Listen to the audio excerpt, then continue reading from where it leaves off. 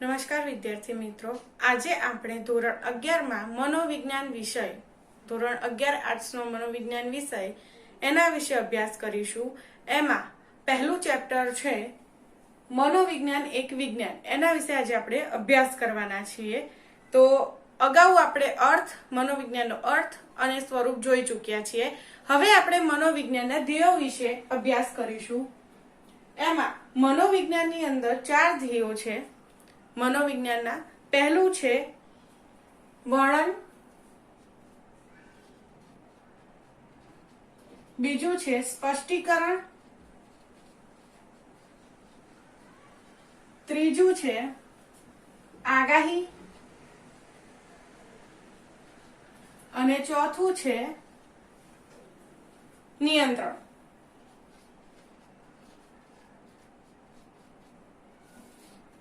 તો એમાં સૌ પ્રથમ આપણે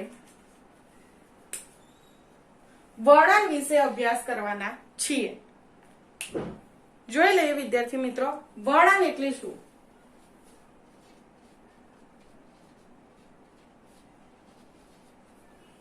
તો વર્ણન, તમને હવે એક ક્વેશ્ચન થાય કે મનોવિજ્ઞાનમાં વર્ણન એટલે શું? તો મનોવિજ્ઞાન એ શેનું વર્ણન કરે છે, શેનો અભ્યાસ કરે છે? તો માનવ વર્તનનું વર્ણન કરવું.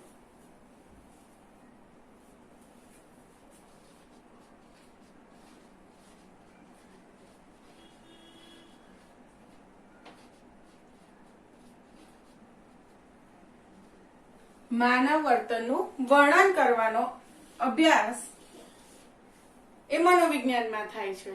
હવે માનવ વર્તનનું વર્ણન, તો એની અંદર વિષય વસ્તુ તરીકે શું છે? વિષય વસ્તુ તરીકે આપણે શેનો ઉલ્લેખ કરીએ છીએ? તો માનવીના વર્તનનો.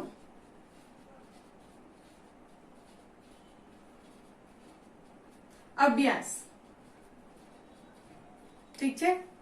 જો સૌથી પહેલા મનોવિજ્ઞાનના ધ્યેયમાં વર્ણનનો અભ્યાસ કરી લઈએ. વર્ણન, તો મનોવિજ્ઞાનમાં શેનું વર્ણન કરવામાં આવે છે? માનવીના વર્તનનું વર્ણન. વર્ણનની અંદર શેનો ઉલ્લેખ હોય છે? તો વિષય વસ્તુ, એટલે કે તમે જેનો અભ્યાસ કરો છો એ, એટલે કે માનવીના વર્તનનો અભ્યાસ વિષય વસ્તુને તરીકે કરવામાં આવે છે. ઓકે, હવે એ માનવીના વર્તનનો અભ્યાસ છે એ કેવો હોઈ શકે? માનવીનું વર્તન કેવું હોઈ શકે? તો બેટા, માનવીનું વર્તન શારીરિક હોઈ શકે, માનસિક હોઈ શકે, બાહ્ય હોઈ શકે, આંતરિક હોઈ શકે, અથવા તો જોઈ શકાય તેવું હોઈ શકે,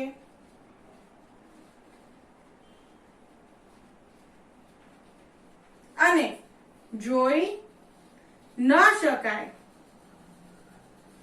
તેવું પણ હોઈ શકે. માનવી જે રૂટીનમાં વર્તન કરતો હોય છે, માનવીના વર્તનના અભ્યાસની અંદર આપણે શીખવાનું છે કે માનવીનું શારીરિક વર્તન કેવું હોય છે, માનવીનું માનસિક વર્તન કેવું હોય છે, એનું બાહ્ય વર્તન કેવું હોય છે, એટલે કે લોકો સમક્ષ એનું વર્તન કેવું હોય છે, આંતરિક વર્તન કેવું હોય છે, એનું જોઈ શકાય તેવું વર્તન અને જોઈ ન શકાય તેવું વર્તન. આ દરેકે દરેક પરિસ્થિતિનો મનોવિજ્ઞાન અભ્યાસ કરે છે. બીજું છે કે આ પરિસ્થિતિઓના કારણે, આ વર્તનના કારણે શું પરિણામ આવે છે? માનવના જીવનની અંદર આ બધા જ વર્તનના કારણે શું પરિણામ આવે છે? આવે, અને એ પરિણામ આવવાથી માનવ જીવનમાં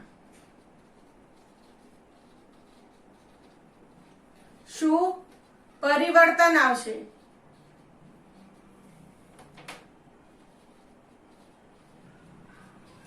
તેના વિશે મનોવિજ્ઞાન અભ્યાસ કરે છે. પરિણામ અને પરિવર્તન. હવે જુઓ,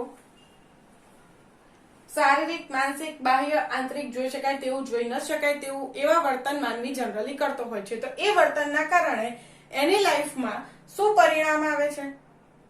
એના કારણે, એ પરિવર્તનના કારણે પરિણામના કારણે શું પરિવર્તન આવે એટલે કે શું ચેન્જીસ આવે છે માનવીના લાઈફમાં, એનો અભ્યાસ કરવાનું કામ શેનું છે?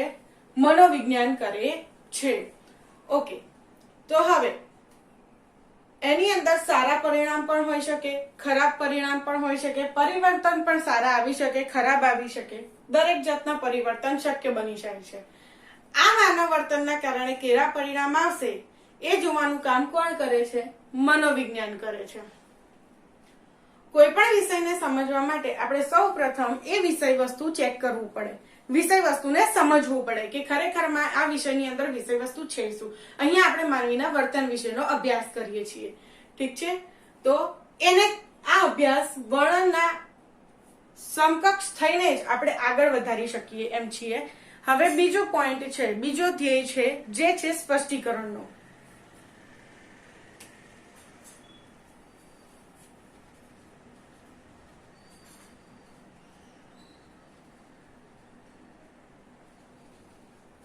અહીંયા સ્પષ્ટીકરણ શું એ તમને ક્વેશ્ચન થાય, ઠીક છે? તો વિષય વસ્તુના વર્ણન પછી આપણે સ્પષ્ટીકરણ તરફ જઈ રહ્યા છીએ. કોઈ બનાવ, ઘટના, પરિસ્થિતિ કેમ ઉદ્ભવતી હોય છે માનવીના જીવનમાં? કોઈ બનાવ, ઘટના, પરિસ્થિતિ શા માટે અથવા તો કેમ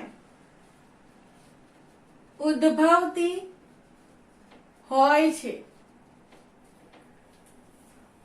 જનરલી માણસના જીવનની અંદર ઘણી બધી ઘટનાઓ બને છે, ઘણા બધા બનાવો બને છે, ઘણી બધી પરિસ્થિતિનો એને સામનો કરવો પડતો હોય છે, બરાબર? એ કેમ ઉદ્ભવે છે, એની પાછળના કારણો શું છે, તેની પાછળના કારણો શું છે, એના વિશે આપણું મનોવિજ્ઞાન એ સ્પષ્ટીકરણ કરે છે એવું કહી શકાય, બરાબર છે?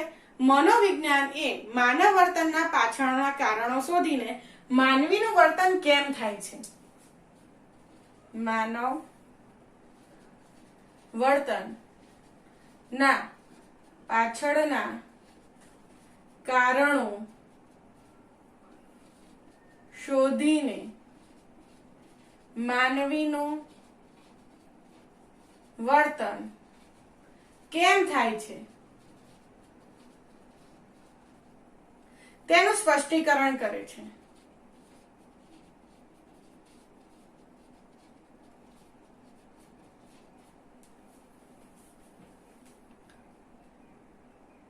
બીજું તેને સમજાવવાનો પ્રયત્ન કરી રહ્યા છે, એટલે કે સ્પષ્ટીકરણમાં આપણે કોઈ બનાવ, ઘટના કે પરિસ્થિતિ શા માટે ઉદ્ભવે છે એનો અભ્યાસ થાય છે, એ ઉદ્ભવવા પાછળનું કારણ શું છે તેનો પણ અભ્યાસ કરવામાં આવે છે. બીજું, માનવ વર્તનના પાછળના કારણો શોધીને, આ કારણો શોધીને માનવ વર્તન કેમ થાય છે તેનું સ્પષ્ટીકરણ એ શેમાં થાય છે? મનોવિજ્ઞાનની અંદર થાય છે. હવે ફોર એક્ઝામ્પલ આપણે લઈ લઈએ કે ઉદાહરણ આને વધારે સમજવા માટે, તો કોઈ વ્યક્તિ બની શકે કે કોઈ સિચ્યુએશનમાં ડર રાખતી હોય, બિયાતી હોય, એટલે કે કોઈ વ્યક્તિ અમુક સંજોગોમાં કે પરિસ્થિતિમાં ડરે છે. હવે આ કેવી પરિસ્થિતિ હોઈ શકે? તો ઉદાહરણ તરીકે માણસ લિફ્ટમાં ડરતા હોય છે, ઊંચાઈથી ડરતા હોય છે, એસ્કેલેટરથી ડરતા હોય છે,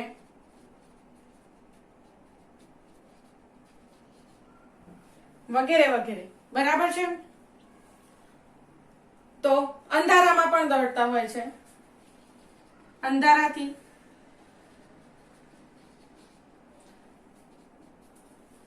અહીંયા સમજાવવાનો પ્રયત્ન થઈ રહ્યો છે કે સ્પષ્ટીકરણ શું છે અને મનોવિજ્ઞાન એને કેવી રીતે લે છે.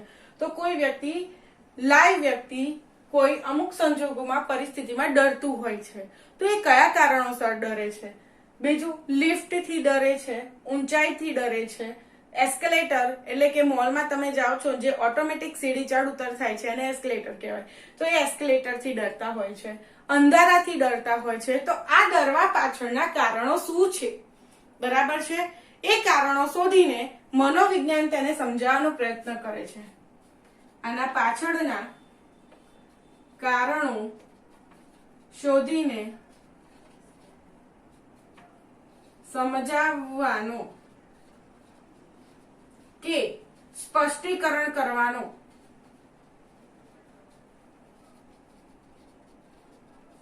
પ્રયત્ન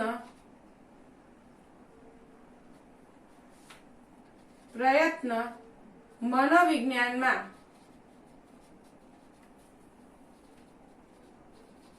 થાય છે. ઠીક છે. ઓકે, અત્યાર સુધી બેટા આપણે 2 પોઈન્ટ જોયા, જેમ કે વર્ણન અને બીજું છે સ્પષ્ટીકરણ. વર્ણનની અંદર માનવ વર્તનનું વર્ણન કરવામાં આવે છે.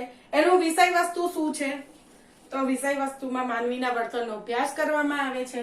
માનવીનું કેવું વર્તન? તો શારીરિક, માનસિક, આંતરિક, બાહ્ય, જોઈ શકાય તેવું, જોઈ ન શકાય તેવું, અને એના કારણોસર કેવા પરિણામો આવે છે. એ પરિણામોના કારણે માનવ જીવનની અંદર કેવા પરિવર્તનો આવે છે એ જોવાનું કામ શું કરે છે? વર્ણન. એ વર્ણવે છે. વર્ણન એ પહેલો ધ્યેય છે. એના પછી બીજો ધ્યેય આવે છે સ્પષ્ટીકરણ.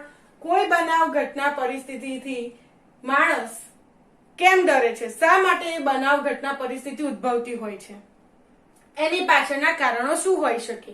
બીજું છે માનવ વર્તનના પાછળના કારણો શોધીને માનવીનું વર્તન કેમ થાય છે તેનું સ્પષ્ટીકરણ કરવાનું કાર્ય અહીંયા બીજા ધ્યેયમાં સિદ્ધ કરવામાં આવે છે. ઉદાહરણ તરીકે આને સ્પષ્ટીકરણને વધારે સમજવાનો આપણે પ્રયત્ન કરીએ બેટા, તો ઉદાહરણ તરીકે કોઈ વ્યક્તિ અમુક સંજોગોમાં ડરતી હોય છે, તો એનો ડર છે એ કયા કારણોસર હોઈ શકે?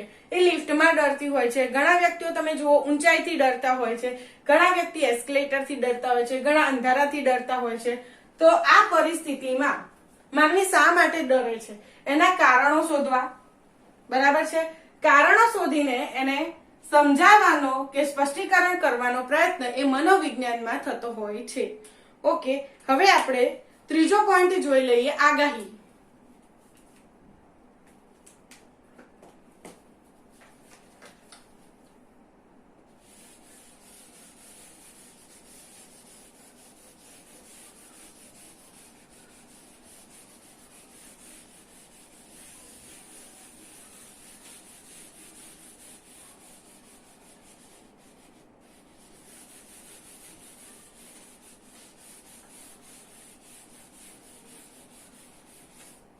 હવે મનોવિજ્ઞાનના ધ્યેયોની અંદર ત્રીજો પોઈન્ટ છે આગાહી, જેના વિશે આપણે ચર્ચા કરીશું.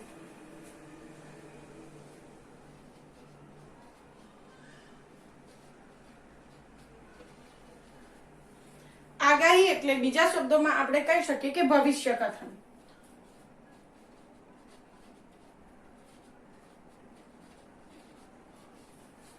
એના બીજા નામે ભવિષ્ય કથનના નામે પણ ઓળખવામાં આવે છે. તો કોઈ પણ વિજ્ઞાનમાં સ્થાપિત થયેલા નિયમના આધારે કરવામાં આવતી જે તે ક્ષેત્રની પૂર્વ કલ્પનાને આપણે આગાહી કહીશું. કોઈ પણ ક્ષેત્રના વિજ્ઞાનમાં પ્રસ્થાપિત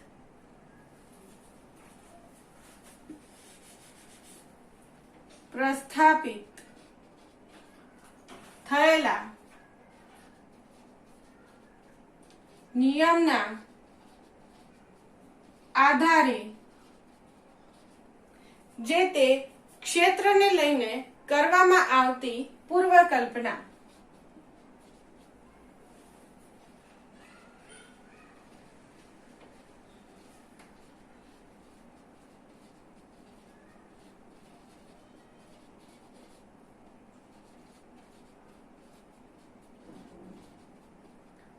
કલ્પના એટલે ભવિષ્ય કથન. અગાઉથી જે આગાહી કરવામાં આવે છે એને પૂર્વ કલ્પના તરીકે આપણે ઓળખાવી શકીએ. ઓકે, તો વિજ્ઞાન પોતાના વિષય વસ્તુઓને વર્ણન કે સ્પષ્ટીકરણ પછી અટકાવી દેતું નથી, એના પછી એ આગાહી પણ કરે છે. જેમ કે ફોર એક્ઝામ્પલ આપણે એવું કહી શકીએ કે હવામાન વિભાગનું ઉદાહરણ આપણે લઈ લઈએ. એક સરસ ઉદાહરણ હું તમને આપું. હવામાન વિભાગ તો હાલની વર્તમાન પરિસ્થિતિ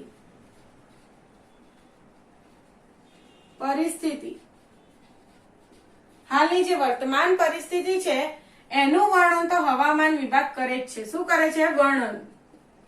પરંતુ બીજું કે સ્પષ્ટીકરણ પણ કરશે કે હાલમાં હવામાન વિભાગમાં વર્તમાન પરિસ્થિતિ કેવી ચાલી રહી છે. ઓકે, પણ અહીંયા વિજ્ઞાન અટકી જતું નથી, હવામાન વિભાગ અટકી જતું નથી. બરાબર છે? એ શું કરશે? ભવિષ્ય માટેની આગાહી પણ કરે છે. એટલે કે ભવિષ્યમાં શું હોઈ શકે? તો હવામાન કેવું રહેશે,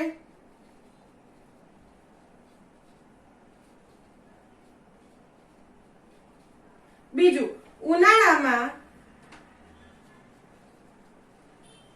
કેટલી ગરમી પડશે, ત્રીજું ચોમાસામાં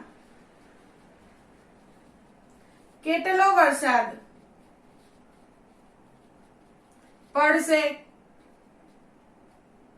કેટલા ઇંચ વરસાદ પડશે.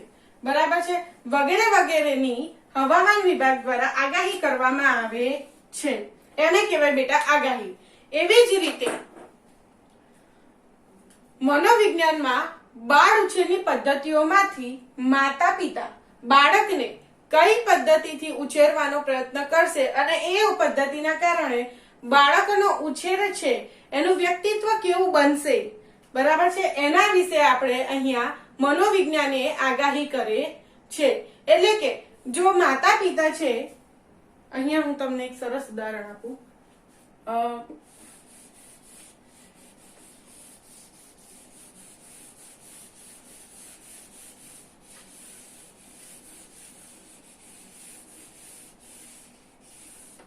ઓકે, ઉદાહરણ તરીકે આગાહીને સમજવાનો પ્રયત્ન કરીએ મનોવિજ્ઞાનની ભાષામાં. તો માતા પિતા બાળકનો ઉછેર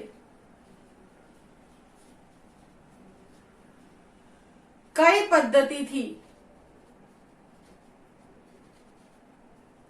કરે છે. બરાબર? એ બહુ ઇમ્પોર્ટન્ટ વસ્તુ છે બાળકના વ્યક્તિત્વ માટે, અને એના કારણે બાળકનું કેવું વ્યક્તિત્વ ઘડાય છે તે જોવાનું કામ એ મનોવિજ્ઞાન કરે છે.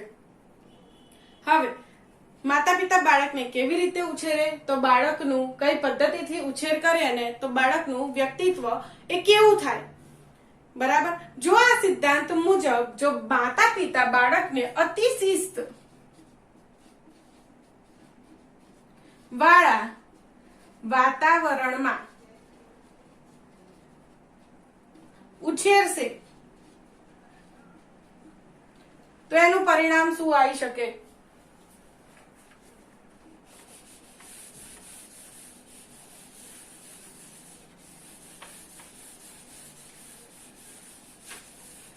તો એનું પરિણામ શું આવશે? અતિ શિસ્ત વાળા વાતાવરણમાં જો માતા પિતા બાળકનો ઉછેર કરે છે તો બાળક ડરપોક બને, બાળકનું વ્યક્તિત્વ ડરપોક બને તેવી આગાહી કરી શકાય.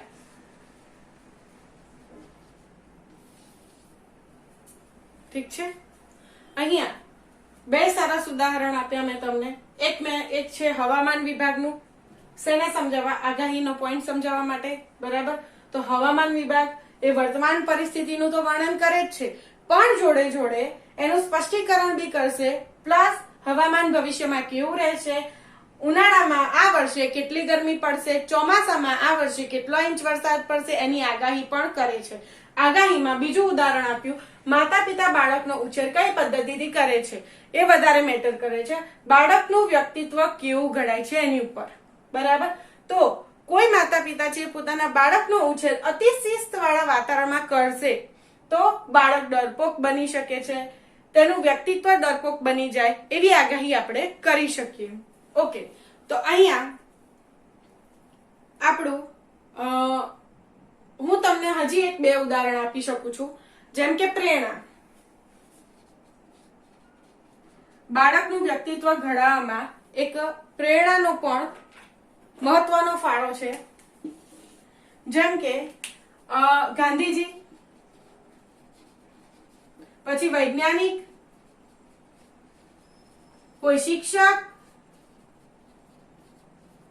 બરાબર. ગાંધીજી, વૈજ્ઞાનિક, કોઈ શિક્ષક, કોઈ સંગીતકાર.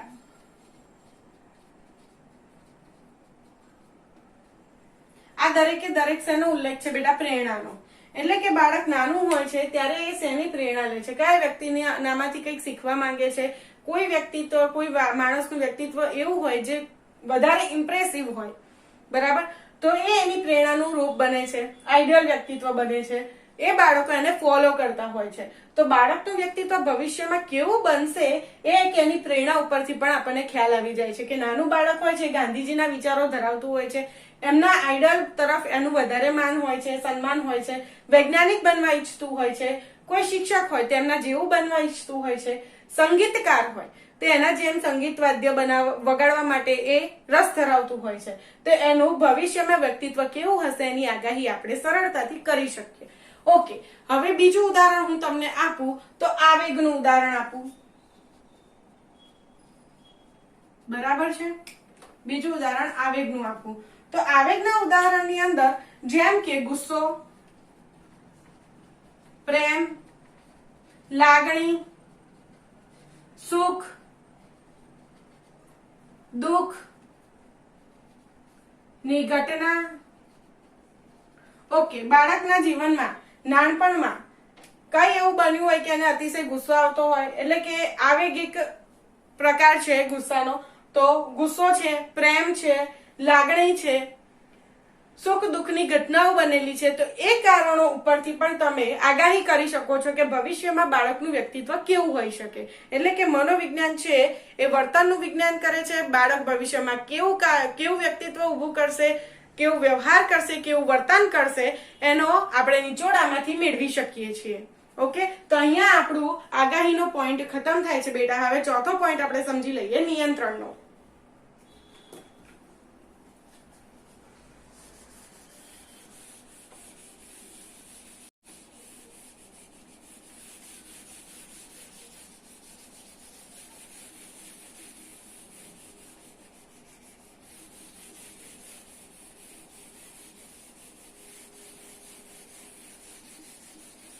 ઓકે, હા, તો નિયંત્રણની અંદર સ્થાપિત થયેલા નિયમોને આધારે મનુષ્યની મુશ્કેલીઓ, ચિંતા અને પ્રતિકૂળતા સ્થાપિત થયેલા નિયમોના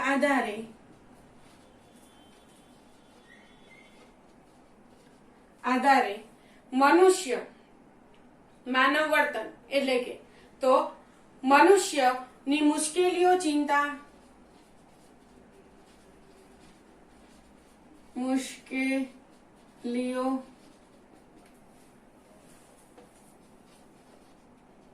ચિંતા, પ્રતિકૂળતા વગેરેને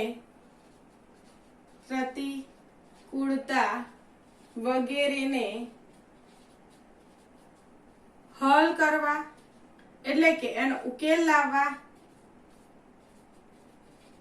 માટે કરવામાં આવતા પ્રયત્નો એને શું કહીશું આપણે? નિયંત્રણ. અહીંયા જુઓ બેટા, દરેક જણ સ્થાપિત થયેલા નિયમોના આધારે મનુષ્ય એટલે કે જે તે વિષયના નિયમોના આધારે મનુષ્યની મુશ્કેલીઓ, ચિંતા, પ્રતિકૂળતા, પ્રતિકૂળ એટલે વિરોધી વાતાવરણ, વિરોધી સંજોગો, વાતાવરણ કે સંજોગો આપણે કહી શકીએ જેને. પ્રતિકૂળતા એટલે વિરોધી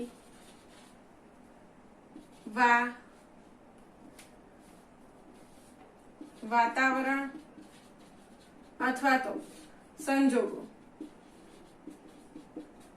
વગેરેને હલ કરવા કે ઉકેલ કરવા માટે કરવામાં આવતા પ્રયત્નોને આપણે નિયંત્રણ તરીકે ઓળખીએ છીએ.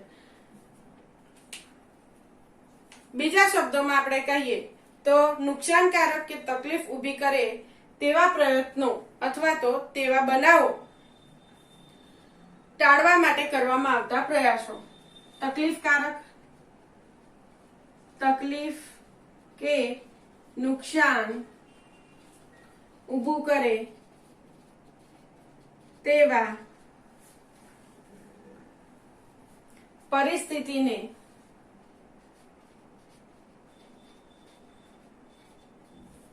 ટાળવા માટે કરવામાં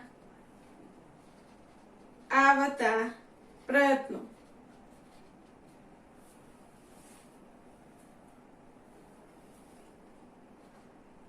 ઊભું કરે તેવી પરિસ્થિતિને ટાળવા માટે કરવામાં આવતા પ્રયત્નોને આપણે શું કહીશું? નિયંત્રણ. એટલે કે ભવિષ્યમાં જેનાથી આપણને તકલીફ થઈ શકતી હોય, નુકસાન થઈ શકતું હોય, બરાબર, એવી પરિસ્થિતિને ટાળવા માટે જે પ્રયત્નો કરવામાં આવે છે એને નિયંત્રણ તરીકે ઓળખવામાં આવે છે. ફોર એક્ઝામ્પલ, હવામાન વિભાગ આગાહી કરે છે કે દરિયાકાંઠે રહે છે કોઈ વ્યક્તિઓ તો ત્યાં પૂર આવવાનું હોય તો હવામાન વિભાગ તરફથી આગાહી કરવામાં આવે છે કે આવનારા અઠવાડિયાની અંદર ગમે ત્યારે પૂર આવી શકે છે. તો એ આગાહી છે એ શેના માટે હોય છે? કે કોઈ નુકસાન થવાનું છે અથવા તો કોઈ તકલીફ ઊભી થવાની છે એને ટાળવા માટેનો એક પ્રયત્ન છે. એટલે કે તમે પૂરને આવતું રોકી તો નથી શકવાના પણ એને ટાળી શકો છો. ઠીક છે? તો એને ટાળવા માટે હવામાન વિભાગ તરફથી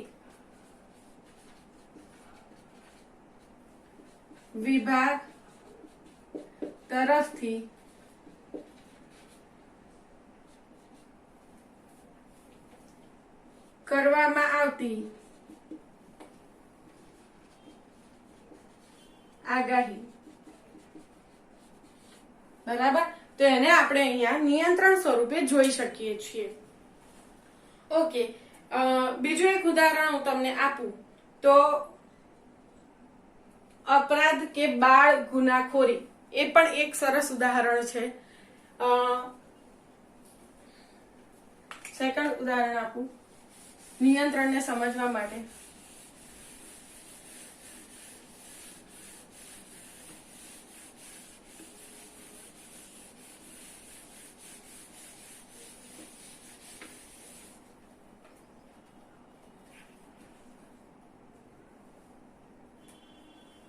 ઓકે, એક્ઝામ્પલ, અપરાધ કે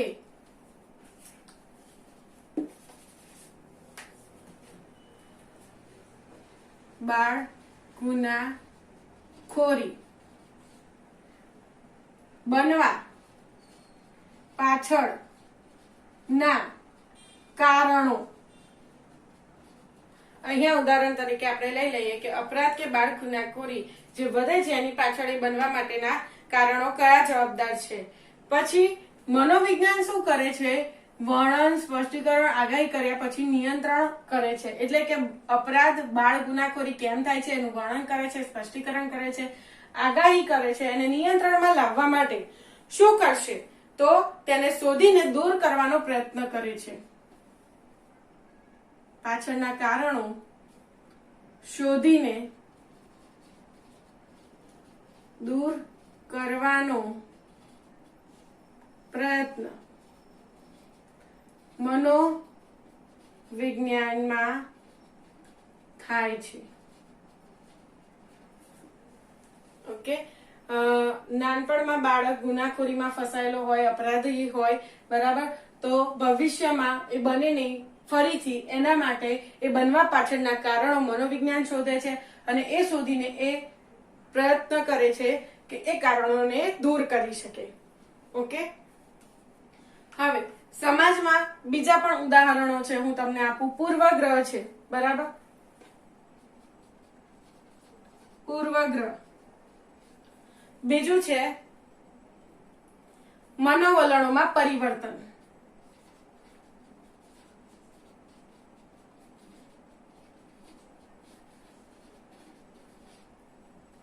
મનોવલણોમાં પરિવર્તન. ઓકે, તો સમાજની અંદર ઘણા બધા લોકો પૂર્વગ્રહથી પીડાય છે. પૂર્વગ્રહ એટલે શું? તમને પ્રશ્ન બેટા અહીંયા થશે, તો હું તમને એક ટૂંકી માહિતી આપી દઉં કે પૂર્વગ્રહ એટલે કોઈ પણ વ્યક્તિ કોઈ ખોટી માનસિકતા ધરાવે છે, એટલે કે કોઈ વિચારસરણી ખોટી ધરાવે છે, તેને પૂર્વગ્રહ કહેવાય છે. ઠીક છે? જેમ કે કોઈ શિક્ષક છે, એવું વિચારે છે કે આ બાળક હંમેશા નબળું જ છે અને નબળું જ રહેવાનું છે, એનામાં કોઈ ડેવલપમેન્ટ આવવાનું નથી કે કોઈ વિકાસ એનો થવાનો નથી, તો એક પૂર્વગ્રહ છે. બરાબર? એક ગ્રંથિ છે શિક્ષકની, બરાબર, જે બદલી શકાય છે. ઓકે, તો અહીંયા નિયંત્રણ એની ઉપર લાવી શકાય છે અને બદલીને એની પાછળના કારણો શોધીને. તો પૂર્વગ્રહથી પીડાતા માણસો, એની ઉપર નિયંત્રણ લાવી શકાય છે. મનોવલણોમાં પરિવર્તન લાવી શકાય છે, એટલે કે માનસિક વિચારસરણીમાં માનસિક વિચારસરણીમાં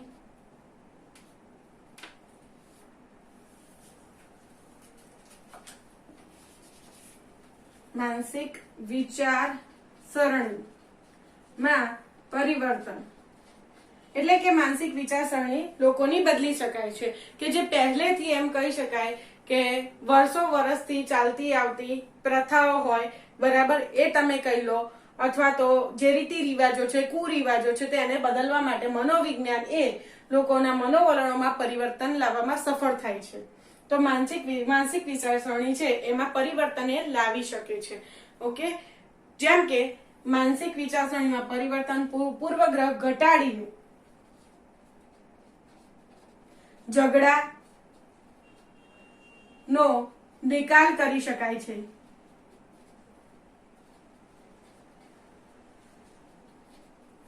લોકો જે ગ્રંથિથી પીડાતા હોય એ પૂર્વગ્રહને દૂર કરીને મનોવલણોમાં પરિવર્તન લાવીને આપણે ઝઘડાનો એ ઘટાડીને ઝઘડાનો નિકાલ કરી શકીએ છીએ. તકરારના પ્રમાણમાં ઘટાડો કરી શકાય છે, ઝઘડાના પ્રમાણમાં ઘટાડો કરી શકાય છે. ઓકે, તો બેટા અહીંયા આપણે આજે શીખ્યા મનોવિજ્ઞાનના ધ્યેયો. એમાં 4 ધ્યેય છે: વર્ણન, સ્પષ્ટીકરણ, આગાહી અને નિયંત્રણ, જે આજે આપણે ઉદાહરણ સહિત એનો અભ્યાસ કર્યો. ઓકે, તો અહીંયા આપણું લેક્ચર બેટા ખતમ થાય છે. આભાર.